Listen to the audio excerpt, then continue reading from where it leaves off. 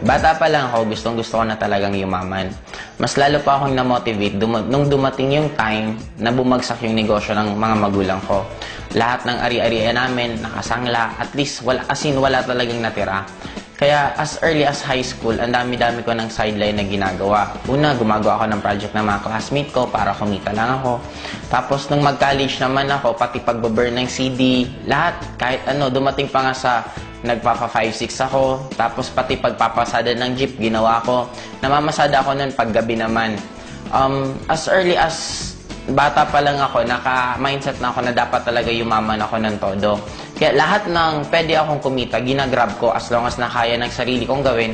Hindi ko siya pinag-iisipan, ginagrab ko lang ng ginagrab. Hanggang dumating sa akin tong AIM.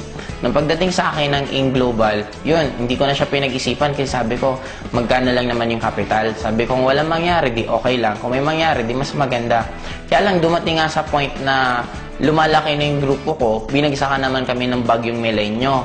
Tapos di sabi ko, sige, okay lang, pagsubok lang to. Nakapalaki uli namin yung grupo namin, kaya lang riming naman yung bumagsak.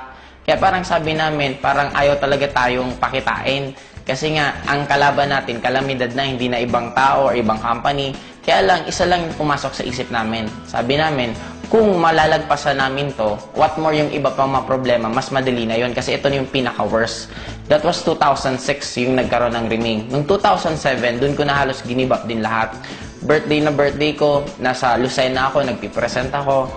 Basta ang dami kong ginawa na minsan hindi ko pa ginawa sa tanang buhay ko. Pero 2007, yun din yung time na nagkaroon ako ng first car ko. Yun din yung time na first time ko makapunta ng Hong Kong. Hanggang tuloy-tuloy na 2008, yun, 2009, nakabila ako ng second car. Ngayon, kumikita na ako ng 7 figures a month. Kumbaga parang sabi ko, parang kailan lang. Dati nag-uumpisa kami, parang motor lang talaga dala-dala ko na i-ultimo lahat ng downline, wala din. Ako lang yung may motor, yung motor ko pa hindi pa ganun kagandahan. Kaya wala talagang maniwala-niwala sa amin. Pero ngayon, sobrang amazed na ako kasi lalo na dito sa lugar namin, kung mag-i-invite kami ng tao, diretsuhan na talaga. Pag tinanong kami kung anong ginagawa namin, sinasabi namin networking. Tapos, ang good thing ngayon, meron na kaming sariling identity. And by next year din, bibili na ako ng sariling building na doon na namin ilalagay mismo yung opisina ng AIM Global. Kung mga first time in the history of networking dito sa lugar namin, ang dami namin kumitang tao na nagkaroon ng sasakyan and bibili din ako ng resort para susunod doon na kayo magkakandak ng training. At yung mga grupo ko from other na place, pwede silang pumunta dito para maipasyal ko rin. Ang point ko kasi, iba pala talaga pag kumikita ka ng pera. Darating sa point na halos hindi mo na sa'yo importante yung pera. Ang pinaka-importante na lang sa'yo is yung convenient ng buhay mo.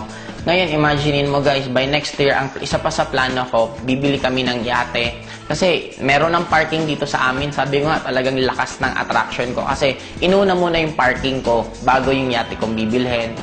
I'm proud to be alive sa walang ibang numero 1 networking company. AIM Global Power. Grabe! And third din po is bibiling ko this coming December is Hummer. Sobra po akong talagang naa-amaze kasi sobrang laki po. Ang halaga po niya sa around 6.8 million. Isang sasakyan lang po. And ang kagandahan pa po ngayon, yung lifestyle na kahit saan pwede kang pumunta. Imagine mo guys, tuwing pumupunta ako sa magagandang lugar, tina-timing ko na halos konting tao. Kasi bakit? Para hindi masyadong magulo. Pumupunta ako, namamasyal ako weekdays. Guys, grabe guys! First time Asian Cross. Woo! Ang pinakamasarap dito, lahat ng pwede mong ma-experience sa buong buhay mo, pwede mong ma-experience sa AIM Global in a span of a few years lang. Power! Woo! Kakatapos lang namin magyate. Ngayon, di mo ba gagawin namin? Mag-jet ski kami. Yeah!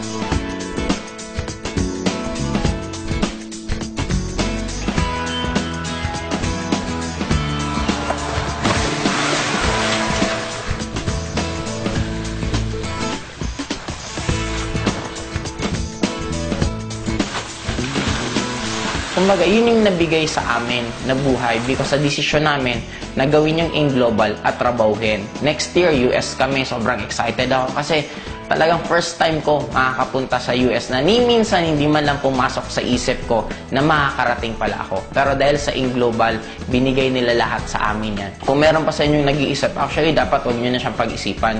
Kasi ang nakakaduda ngayon, hindi na yung networking hindi na Global. Magpo 4 years na ang Global, ang dami nang napayaman. Ang nakakaduda ngayon, kung pag-graduate mo ba, meron ka pang trabaho, or kung nagtatrabaho ka man ngayon, kung magkano yung natitira sa'yo.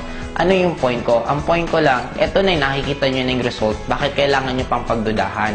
Ang kailangan nyo na lang gawin, paniwalaan nyo. Kagaya ng mga iba kong friends, it took them 2 years bago nagsipag-join. Pero after 2 years yun, ngayon sila naman yung mga bibili ng sari-sariling sasakyan. Yun pala yung kagandahan sa AIM. Pag once naniwala ka at trinabaho mo, meron at meron at meron talagang mangyayari.